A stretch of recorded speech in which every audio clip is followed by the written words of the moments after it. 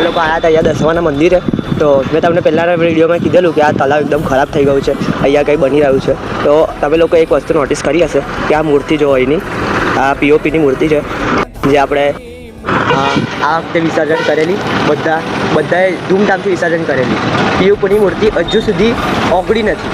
તો મેં તમને એટલું જ કહેવા માગું છું કે પીઓપીની મૂર્તિ બંધ કરો અને માટીની મૂર્તિ લાવો, જેનાથી એનાથી આ બધું કમ્પ્લીટ રહે. અને હજુ સુધી જો આ લાકડા બાકડાની પીઓપી હજુ સુધી હટી જ નહીં, એટલે ઓગળ્યું બી નહીં ને હજુ મૂર્તિ બધી જેવી છે એવી જ છે. માંડ મૂર્તિ ઓગળે છે, એટલે આખું તલાવ બી જો તમે લોકો આખું ગંદુ દેખાય છે. તો મેં તમને એ જ વિનંતી કરું છું કે ગણપતિની મૂર્તિ લાવો તો માટીની લાવો, અને આ પીઓપીની મૂર્તિથી બહુ સારું નહીં લાગતું, અને આ પીઓપીની મૂર્તિથી છે ને આપણા તલાવને બી નુકસાનકારક થઈ રહ્યું છે. તો મેં તમને એ જ કહેવા માગું છું કે માટીની મૂર્તિ લાવો અને આપણે તહેવાર સારી રીતે ઉજવો. તો જય દ્વારકાધીશ.